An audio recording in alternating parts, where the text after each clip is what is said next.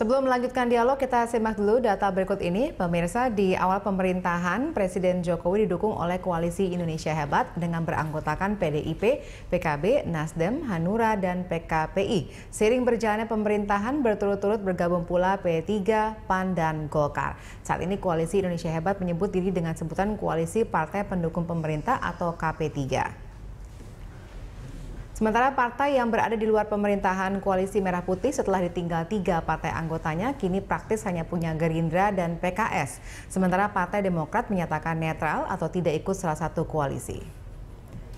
Perpindahan partai dekoalisi ikut mengubah komposisi kursi anggota di DPR. Dulu Koalisi Merah Putih unggul dengan 291 berbanding 206.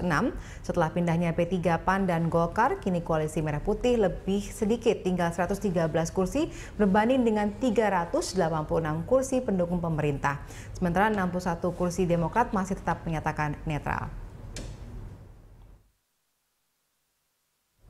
Baik, kalau dilihat dari komposisinya memang saat ini Koalisi Indonesia Hebat ataupun KP3 sekarang namanya itu memang sangat kuat ya, karena sudah lebih dari 386 kursi sudah dimilikinya. Nah, apakah ini kemudian juga menjamin bahwa akan stabil dalam artian selalu bisa menjamin bahwa program pemerintah akan didukung sepenuhnya oleh anggota KP3 ini? Ya, ini waktu yang bisa menentukan, Mbak Valena. Tadi sudah disampaikan Profesor Ikrar bahwa pada waktu zaman pemerintahan terdahulu, sedemikian gemuk juga tidak mendukung dengan pasti. Nah, tadi kan sudah dikatakan di awal bahwa ada kepentingan-kepentingan seperti itu. Nah, kita lihatlah berdasarkan soal waktu. Tetapi ini kan sudah dinyatakan secara langsung oleh partai-partai itu untuk bersama. Tentunya masyarakat juga tentu akan menilai sendiri seperti apa partai-partai ini sungguh-sungguh dalam mendukung pemerintahan yang ada seperti saat ini. Karena kenapa? Kalau kami melihat Mbak Valena ya, masyarakat sekarang sudah sangat dewasa dalam menilai hal seperti itu. Manuver-manuver itu semua atau hal-hal seperti itu, masyarakat juga sudah sangat melihat dan ini terbukti dari hasil kemarin penilaian daripada salah satu media kita yang selama ini cukup kritis dalam hal seperti itu. Nah, kita melihat ternyata kita kenaikannya bahkan lebih tinggi daripada tahun 99, Pak Ikrar, hampir 36%. Apakah itu juga karena kita katakan kita bersama-sama dengan pemerintah atau apa? Tentunya media itu yang bisa menjawabnya. Tetapi kalau menurut kami, proses ini sendiri adalah proses yang positif. Artinya dalam ketatanegaraan kita sudah menyatakan untuk bergabung. Apakah bergabungnya itu seperti apa, tidak mau bersama dengan kita atau dikoordinir, itu sah-sah saja. Karena bagaimanapun juga semua kan masing-masing mempunyai independensi dalam hal menentukan pandangan partainya, tidak salah. Dan sekali lagi saya sampaikan bahwa mendukung itu juga tidak hanya mendukung begitu saja, tapi juga betul-betul harus menjaga bahwa pemerintahan ini bisa berjalan dengan efektif, dengan benar, dan betul-betul program itu sampai pada masyarakat. Program itu betul-betul memang menyentuh kepada masyarakat. Itu adalah pada posisi yang ideal, sesuai dengan harapan Anda ketika mengatakan bahwa semua pihak akan mendukung pemerintah dan 100% untuk kepentingan masyarakat. Nah, kalau belajar dari pengalaman terdahulu pada saat masa pemerintahan SBY, di mana Partai Golkar juga dalam koalisi sebenarnya, tapi ternyata dia tetap bermain dua kaki. Apakah PDIP juga sudah siap dengan kondisi seperti itu? Kalau itu tentunya kan sebaiknya ditanyakan dengan Partai Golkar. Kalau dari kami sendiri, kami tentu akan bekerja mendukung pemerintah tentu dengan cara kami, tentunya bagaimana kami menyampaikan apa adanya kondisi yang real di masyarakat saat ini yang terjadi, bahwa terjadi katakan ketimpangan yang luar biasa yang harus kita cegah bersama-sama. Nah, kalau itu kami tentu tidak bisa menjawabnya, Mbak Valena. Kalau itu terjadi, bagaimana kemudian langkah yang akan diambil oleh PDIP? Kalau kami tentunya kami bersama-sama dengan pemerintah tentunya akan menghadapi apapun hal-hal yang terkait dengan hal itu. Yang menjadikan pemerintahan ini juga adalah dari PDI Perjuangan, dan ini adalah kader kami, kader terbaik kami. Tentu kami akan menjaga hal seperti ini.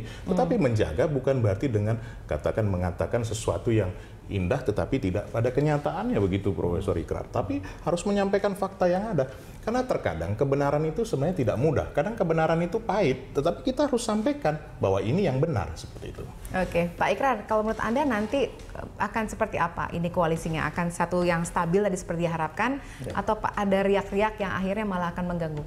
Sejauh tidak ada pertentangan dalam artian politik ekonomi, yang terkait ekonomi, Saya pikir koalisi ini akan berjalan sampai 2019. Karena buat saya yang harus diwaspadai oleh teman-teman di PDIP adalah tadi saya katakan kelincahan dalam berpolitik melalui pendekatan intelijensia tadi itu, ya. Saya ingin katakan demikian ya. Sekarang Golkar itu udah kalah 2 set. Maksud saya PDIP udah kalah 2 set.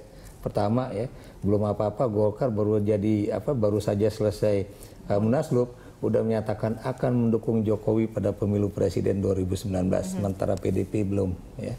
Walaupun PDIP mengatakan bahwa itu kan anak kandung ke partai kami, namanya politik itu bisa saja berubah.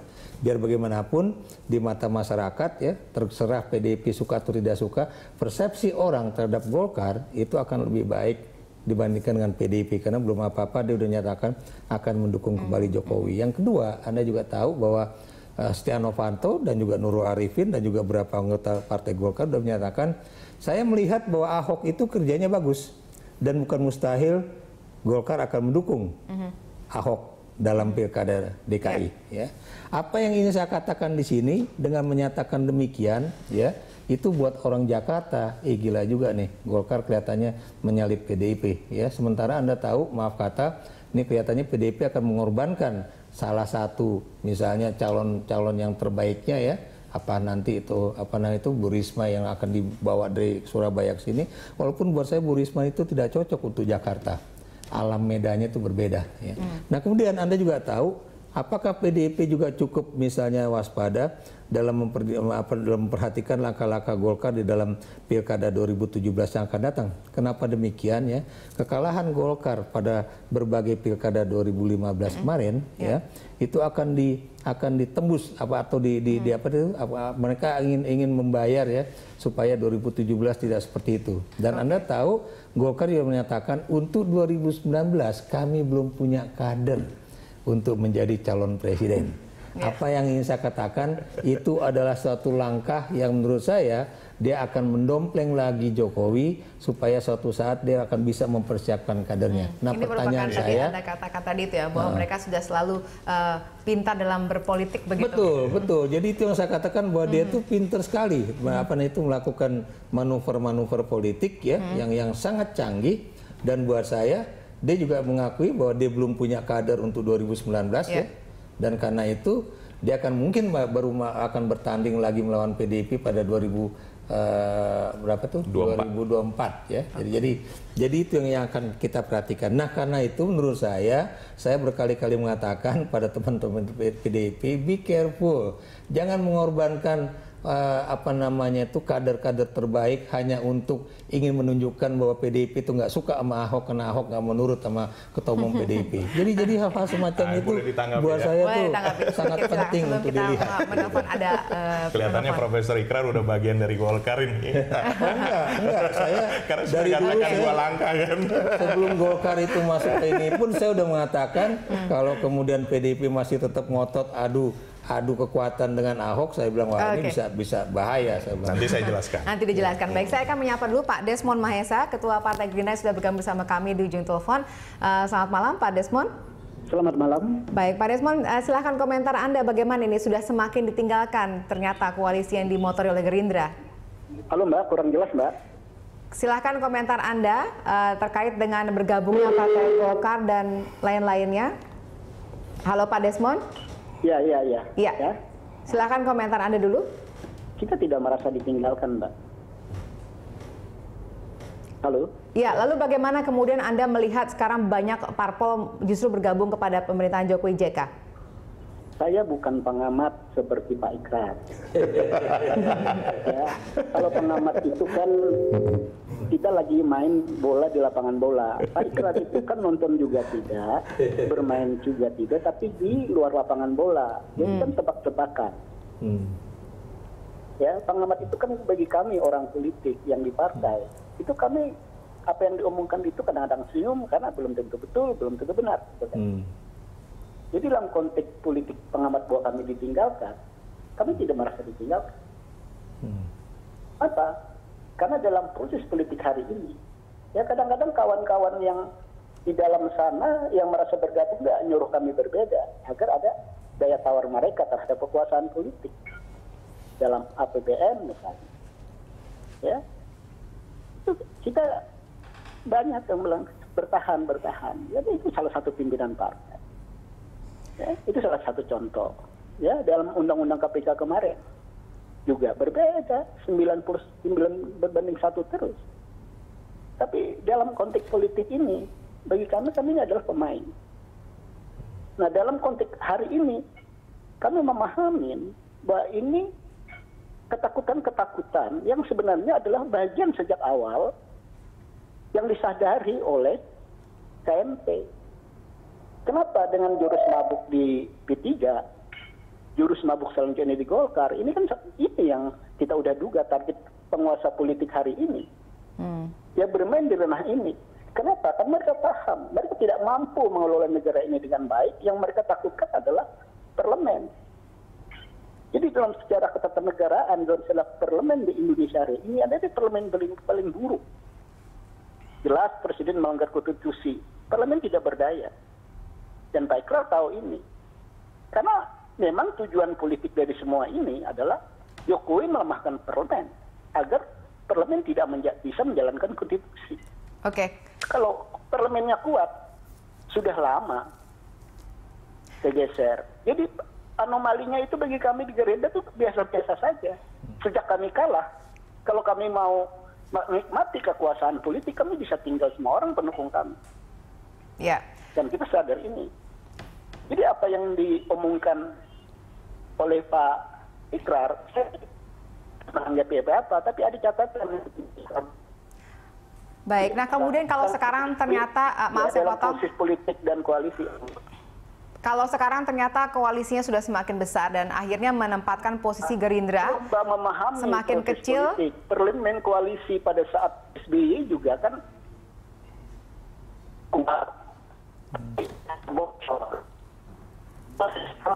politik ini lebih kasar, lebih kuat dan soal.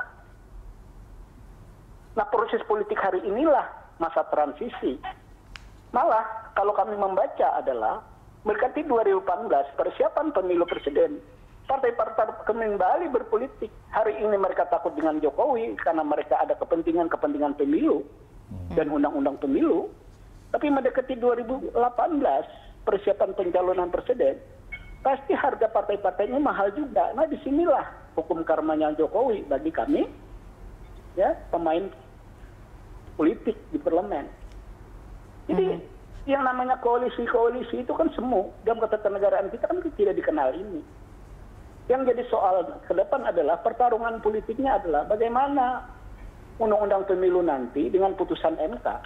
Apakah masih ada threshold atau setiap peserta pemilu bisa mengusung presiden? Ini kunci pertarungan untuk 2019. Baik, lalu partai-partai ini kompak. Nah, ini yang jadi soal hari ini. Inilah menurut saya, apakah makanya ini kan diulur-ulur terus perubahan undang-undang pemilu. Karena akal-akalan partai-partai juga. Oke, baik Pak. Kalau Jokowi mau memenangkan pertarungan 2019 agar diusung Golkar, tentunya proses politik pemilu undang-undang ini kan udah kelar.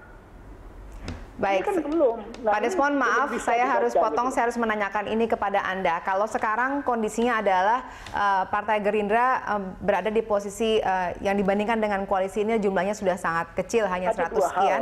Kemudian bagaimana nantinya Gerindra berstrategi untuk menyuarakan pendapatnya di parlemen? Nah, bagi kami, suara kami di parlemen itu sudah jelas sikap kami. Kalau memang ini pro rakyat, kami akan dukung.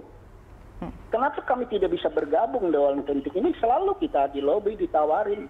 Setiap tahun anggaran Menteri Keuangan diutus, setiap saat Pak Prabowo ditelepon sama Jokowi. Ya, bagi kami tidak ada masalah. Kan ini proses politik yang kami jaga adalah suara kami itu dalam proses pilpres itu adalah cuma 8% kami kalah. Itu pun kami ragu. Ya. Kami menjaga suara kami di 2019. Kalau kami hari ini bermain-main politik yang tidak jelas, kami takut kehilangan suara. Ya. Bagi kami jelas kok real politiknya. Makanya kami apapun yang terjadi dengan dunia hari ini, mau kabinet koalisi, mau apa, bagi kami nothing aja. Bukan urusan kami.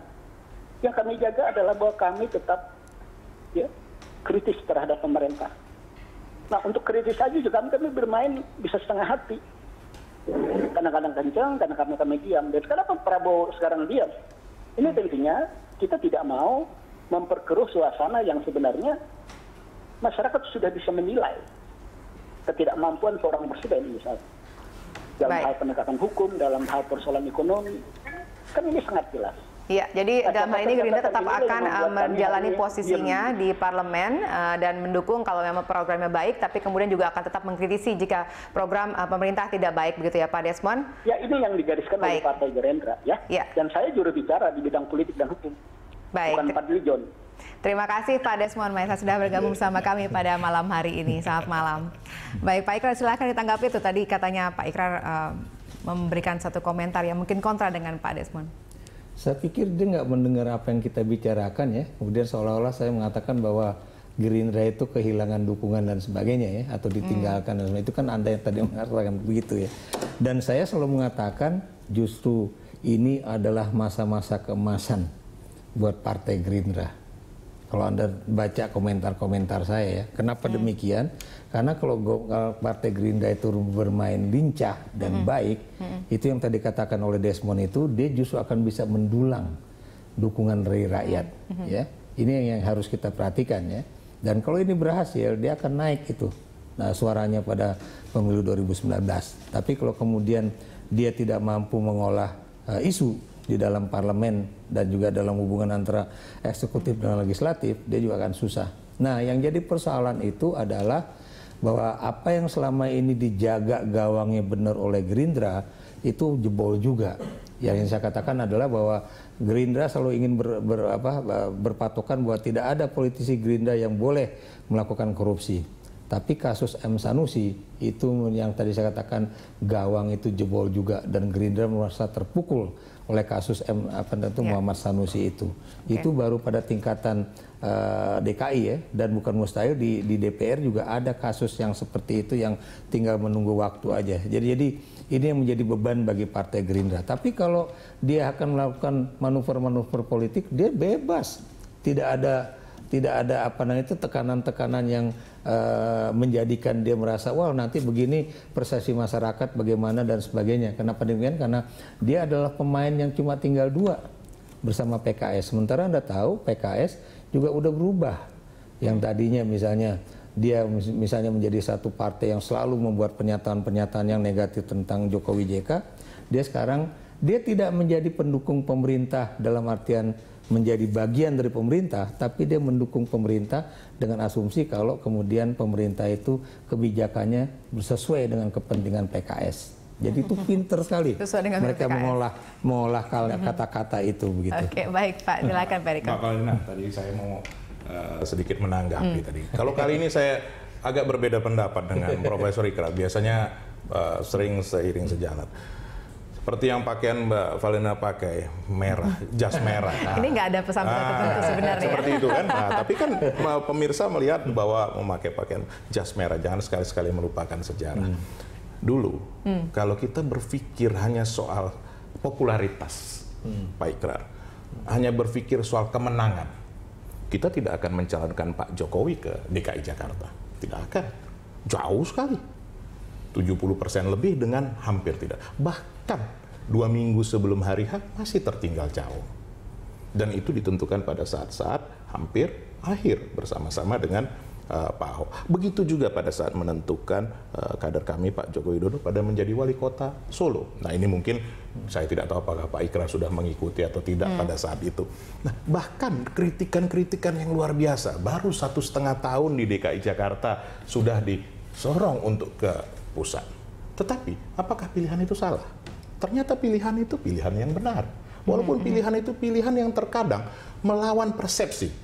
Tapi itu ditempuh oleh PDI Perjuangan. Dan ini tidak bermain-main. Nah tadi kalau dikatakan Pak Ikrar, wah ini apalagi mau mencalonkan Bu Risma. Uang diputuskan aja belum, tahapannya masih berjalan. Ya kan? Ini namanya politik. Tadi sudah disampaikan Profesor. Mungkin saja yang sekarang ini pingin lagi bergabung, kan saya juga tidak tahu. Kan bisa saja masih ada pintu DPP. Seperti itu. Nah jadi apa yang mau saya sampaikan di sini? Intinya PDI Perjuangan tidak mencari popularitas. PDI Perjuangan berjuang untuk kepentingan rakyat. Dan menurut kami, Pak Ikrar, mohon maaf, rakyat itu sudah sudah sangat cerdas.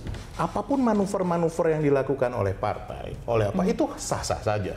Tetapi mereka sudah melihat hasilnya seperti apa. Dan ini hasil bukan kami yang membuat. Ini kemarin dari satu harian yang memang sangat kredibel. Seperti itu. Itulah hasilnya. Nah, artinya, sekali lagi begini. Terkadang memang sulit ya membuktikan sekarang ini kalau tidak nanti kita lihat pada waktunya seperti itu. Kalau katakan pendukungan seperti sekarang sah-sah saja. Itu kan namanya politik. Politik kan dinamis, ada yang ingin mendahului, tapi kalau ada yang ingin tadi di belakang. sempat dikatakan oleh Pak Desmond bahwa berhati-hatilah karena koalisi ini mungkin koalisi semu. Nah, itu kan pandangan Pak Desmond. Saya tidak tahu apakah Pak Desmond mewakili Gerindra pandangan ya kan seperti itu. Itu kan sah saja. Wajar saja. Artinya begini. Jangan kita mensikapi perbedaan itu sebagai sesuatu, ini hitungan nih 2-0, 3-0. Uang kenyataannya sekarang pemerintahan yang didukung oleh PDI Perjuangan, yang dijadikan oleh PDI Perjuangan kok. Kan itu kenyataannya. Betul kan? Artinya yang konsisten dari awal, menjadikan dari awal kader sampai dengan saat ini menjadi pemerintah, itu di PDI Perjuangan. Nah, ini kan tidak bisa dibantah. Kalaupun dalam hal-hal ini ada yang kurang, ada yang apa, inilah yang kita mau memperbaikinya lebih baik lagi. Dan bukan berarti menyampaikan sesuatu itu manis-manis saja di depan.